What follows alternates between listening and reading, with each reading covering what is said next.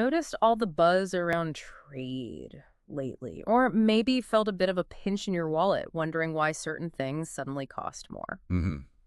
Today, we're doing a deep dive into the, well, pretty complex world of tariffs under the second Trump administration.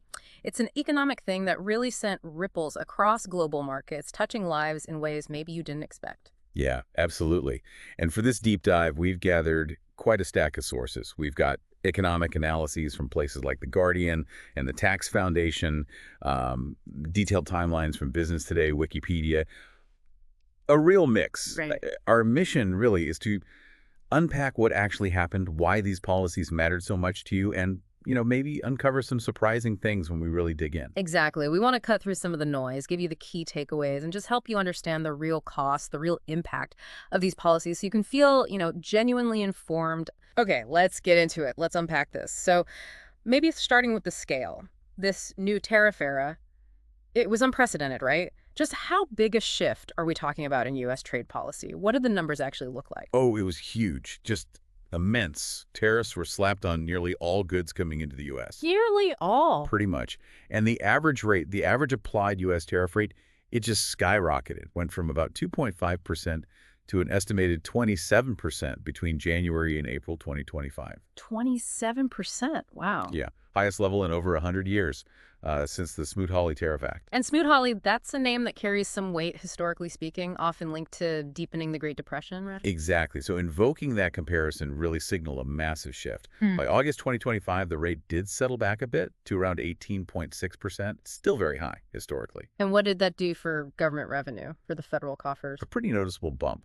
By July 2025, tariffs made up 5% of federal revenue, Okay. which, compares to the historical norm of about 2%. So it's a definite increase. And the stated reasons for all this? Well, the administration gave a few justifications: promoting domestic manufacturing, protecting national security, and even at one point suggesting they could substitute for income taxes. Right. I remember the idea of replacing income tax for people making under $200,000. But could tariffs actually do that? Well, the estimates we looked at projected they'd cover less than 25% of that cost. So financially, it seemed like a real long shot, fell far short, according to the numbers in our sources. Okay. And amidst all this, we got this thing called Liberation Day, April 2nd, 2025, a universal 10% tariff on almost everything. That's right, a baseline 10% across the board. And then on top of that, higher custom rates, some up to 50%, were announced for 57 specific countries. Under this banner of a reciprocal tariff? Exactly, the reciprocal tariff. Okay. And the way they calculated this rate, Yeah. well, it was pretty controversial. How did it work? Or how is it supposed to work? They took half of a country's trade deficit with the U.S., then divided that by the value of its exports to the U.S. Economic experts really slammed this formula, called it overly simplistic. One even said it was almost as random as taxing you on the number of vowels in your name. That's quite a quote. You can kind of feel the frustration there. Oh, yeah. And speaking of policies stirring things up, another big one was ending the de minimis exemptions. What were those, and why did shutting them down matter so much? Good question. So de minimis meant that shipments valued under $800 could come into the U.S. without facing tariffs or, the usual customs paperwork. Okay, so small packages, basically. Right. And $800 was actually one of the highest thresholds like that anywhere in the world. Ah, The impact was pretty immediate, especially for e-commerce giants. Think Shein, AliExpress. Yeah. Companies that rely on sending lots of those smaller direct-to-consumer packages. so if you were ordering directly from overseas. Exactly. This exemption got closed first for China and Hong Kong in May 2025, and then, bam, globally on August 29th. So it affected a lot of online shopping. Okay, so these huge economic changes, they needed some kind of legal basis, right? How did that work? Congress usually controls taxes and tariffs. That's the traditional setup, yes. Okay. Congress has the power of the purse. But there are laws like Section 232 for national security threats or Section 301 for unfair trade practices that give the president some leeway, some unilateral power. Right. But what really stood out this time, and honestly it raised a lot of eyebrows among legal scholars, was the use of IETA, IEE. the International Emergency Economic Powers Act. Trump declared national emergencies, one tied to fentanyl trafficking, another to the national trade deficit itself, Okay. and used those emergencies as the basis to enact these tariffs really fast, basically bypassing the usual more complex processes involving Congress. And was that normal using IEPA for tariffs? Not at all. It was unprecedented. Yeah. IEPA had really only been used for things like sanctions before, not broad trade tariffs like this. Mm. A real first. But surely that faced legal challenges. Oh, immediately, yes. Federal courts got involved. The U.S. Court of International Trade, in a key case, VOS Selections versus United States, actually ruled that tariffs brought in under IEPA were illegal. Illegal. Why? The court basically said the emergency declared like fentanyl or the trade deficit didn't have a rational connection to the trade measures, to the tariffs being imposed. So you can't just declare an emergency about anything and then slap tariffs on goods. There has to be a link. That was the court's reasoning, essentially. But here's the twist. Despite those rulings saying they were illegal, the tariffs kept being collected while the government appealed the cases. So businesses were stuck in this legal limbo, paying tariffs that courts said were illegal. Exactly. A very complex and uncertain situation for importers. And this whole approach, this sort of unpredictable, legally questionable tactic, some observers started calling it a madman strategy. A madman strategy, like being intentionally unpredictable. Yeah, the idea being maybe it keeps your rivals off balance. They can't predict your next move. That was one interpretation floated by some analysts. But what did economists think of that in terms of, the economy itself? Well, that's the key tension, isn't it? Yeah. Maybe there's a perceived geopolitical edge to being unpredictable, but economists overwhelmingly argued that in the economic world, that kind of behavior just ramps up uncertainty. Right. And uncertainty is really bad for economic growth, bad for financial stability. It's a clear clash between a potential political tactic and measurable economic harm. Okay, let's pivot to those economic harms, the ripples across the U.S. itself. For you, the listener, for businesses. And the first thing is prices, right? Things getting more expensive. Absolutely. That's the most direct impact. And despite the administration saying foreign countries pay the tariffs, Which economists pretty much universally disagree with. right, U.S. tariffs are fees. They're paid by the U.S. companies importing the goods and then usually passed on at least partly to U.S. consumers or absorbed by the businesses. And did we see that happen? We did. CEOs of big U.S. retailers were warning very publicly, very quickly, within weeks of the trade war, with China heating up about visible price increases and product shortages. And the sources had specific examples, did they? From maybe earlier tariffs? Yeah, good point. Looking back at the first term steel and aluminum tariffs gives us a clue. Prices for hot-rolled steel in the U.S. shot up to over $1,800 per metric ton. In China, it was around $650. Wow, big difference. Huge. And things like washing machines, prices went up by about $86 per unit. Dryers, $92. That added up to over $1.5 billion in extra costs for consumers in aggregate. Billion with a B. With a B. And one economist, Arthur Laffer, estimated these newer auto tariffs could add over $4,700 to the price of a car. Ouch. That's a serious hit to the wallet for anyone buying a car. Definitely. So beyond your personal budget, what about the big picture? GDP, jobs, how did the forecast look? Not great. The Fed, the U.S. Federal Reserve, they lowered their GDP forecast for 2025, dropped it from 2.1% down to 1.7% in March, then down again to 1.4% in June. The OECD, another major economic body, had similar projections, down to 2.2% in 2025, 1.6% in 2026. And in terms of jobs, estimates suggested these IEPA tariffs alone could cut U.S. GDP by nearly a full percentage point, 0.9%, and cost around 675,000 full-time equivalent jobs. 675,000 jobs. Yeah. And think about steel again. Jobs in industries that use steel outnumber jobs in industries that make steel by about 80 to 1. So tariffs might help a few steel producers, but hurt vastly more workers down the line. That's the economic argument, yes. Far greater job losses in the consuming industries than potential gains in the producing ones. And wasn't there something unusual happening with the U.S. dollar during all this? Yes, that was a bit of a paradox. Normally, you'd expect tariffs to maybe strengthen the dollar. That could cushion some of the price impact for Americans. Okay. But the dollar actually weakened, which, if anything, could fuel more inflation. It just made the Federal Reserve's job of managing inflation even trickier, added another layer of complexity. And it wasn't just the tariffs themselves, but the uncertainty they created. Economists were worried about that too. Hugely worried. Many argued the uncertainty itself was almost as damaging as the policy. It had this real dampening effect on economic activity. What did that mean for businesses trying to plan? It put multinational companies in a really tough spot. Do you gamble and rapidly overhaul your entire global supply chain, which is incredibly expensive and complex? Right. Or do you just wait? Hold back on investment, don't build that new factory, don't hire those people, Just wait and see if maybe the policies change again. A paralyzing choice almost. Pretty much. And Creon Butler from Chatham House, he painted this picture of the U.S. becoming an island surrounded by tariffs, his prediction. Poor quality goods, more expensive products for consumers, and crucially, international supply chains just going elsewhere, shifting around the U.S. rather than through it. Which leads us nicely into those global ripples. How did other nations react? It often became tit for tat, didn't it?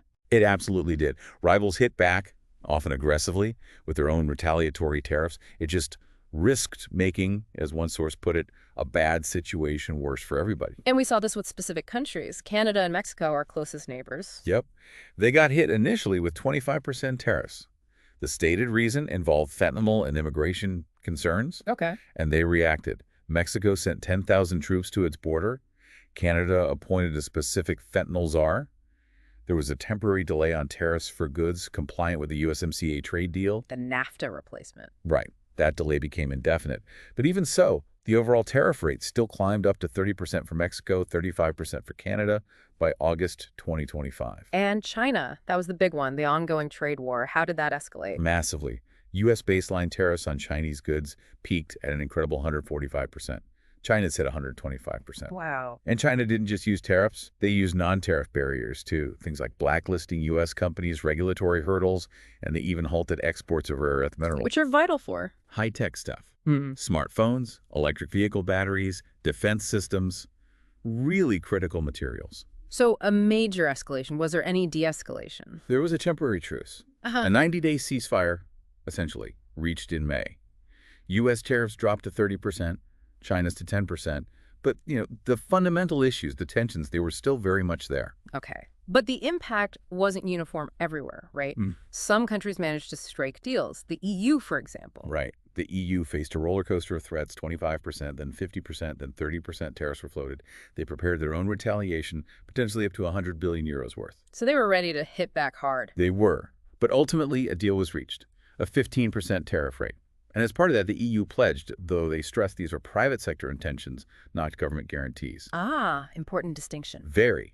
Pledged to buy $750 billion in U.S. energy and invest $600 billion in the U.S. Okay. What about India? It got labeled a tariff king at one point. Yeah, India's exports were definitely feeling the pain. They actually offered to lower some of their own tariffs.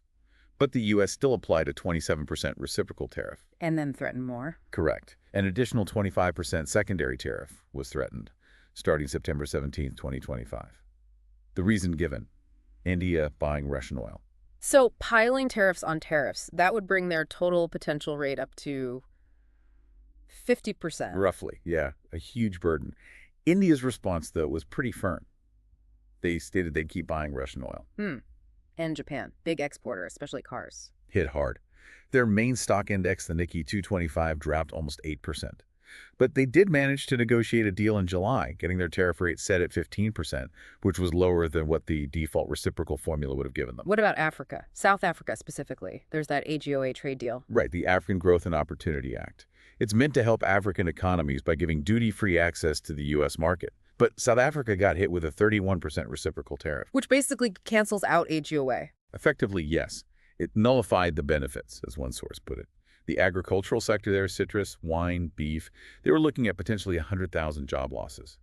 Just devastating. Wow. Any exceptions? Well, uniquely, Zimbabwe actually scrapped all its tariffs on U.S. goods. A gesture, they said, to try and build better relations. Interesting. And Russia and Belarus? They were kind of a footnote here, excluded from the reciprocal tariffs because existing sanctions had already basically choked off trade to zero anyway. So despite all of this focus on the U.S. and its tariffs, the whole global trading system didn't just stop, did it? No, not at all. It's crucial perspective. Trade is important to the U.S. economy, but the U.S. economy is huge, $30 trillion. Trade is still a relatively small slice of that pie. Right. And something like 80% of global trade in goods doesn't directly involve the U.S. at all. So the world keeps trading even if the U.S. puts up walls? To a large extent, yes. And the U.S.'s relative importance in global trade just isn't what it was back in, say, the early 1970s when Nixon imposed a temporary 10% tariff. The U.S. was vastly more central then. That's a really important point about the changing global landscape. Absolutely. Okay, finally, let's zoom out a bit to the broader political context. There was talk of a crisis of trust. what was happening within the U.S. political system. Congress wasn't happy. No, there was significant frustration in Congress. Lawmakers were complaining they often found out about major tariff decisions from the president's social media posts, not through official briefings. Not ideal for policymaking. Not ideal at all. It led to real calls for more oversight. Some senators even introduced bills to try and claw back some of that constitutional authority over tariffs, arguing the president had gone way too far. And this ties into that issue of vagueness you mentioned earlier. It does. The former president himself sometimes said there were no details in certain agreements, claiming they just gave him blanket authority to do anything I want. Which sounds concerning for economic stability. Extremely. Critics hammered this vagueness, saying it just injected massive uncertainty. The justifications felt, as one source put it, unmoored. So it raises that big question. What happens to global financial stability when major economic policies seem based on, well, whims and lack clear specifics? It creates real instability. Businesses, other countries, they don't know what's coming next. It makes planning incredibly difficult, if not impossible. And economically, there is this huge gap between the administration's view and what most economists thought. A chasm, really. The core administration view that trade deficits are just inherently bad, like a country losing money. Yeah. That's widely rejected by mainstream economists. Let's have Nobel laureates weighing in. Yeah, Paul Krugman called a specific tariff on Brazil evil and megalomaniacal. Joseph Stiglitz praised Brazil for standing up to Trump's bullying. It shows just how differently these actions were viewed, aggressive tactic versus just bad economics. And what about the public and businesses? Polls showed huge concern. 84% of business leaders worried about the tariff impact. 6 out of 10 Americans blamed the administration for rising living costs.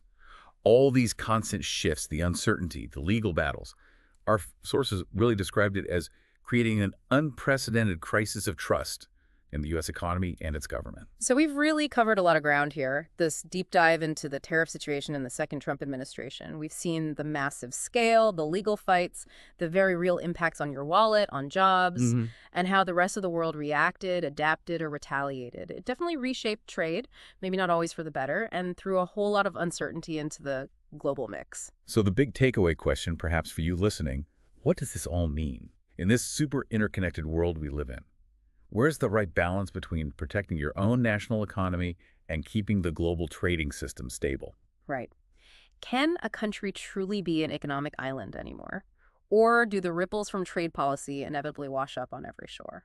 And looking ahead, how will future leaders handle these incredibly tricky trade-offs? What lessons will they take from the successes, the failures, and certainly the legal fights of this really unique, really disruptive period in trade history? Something to think about.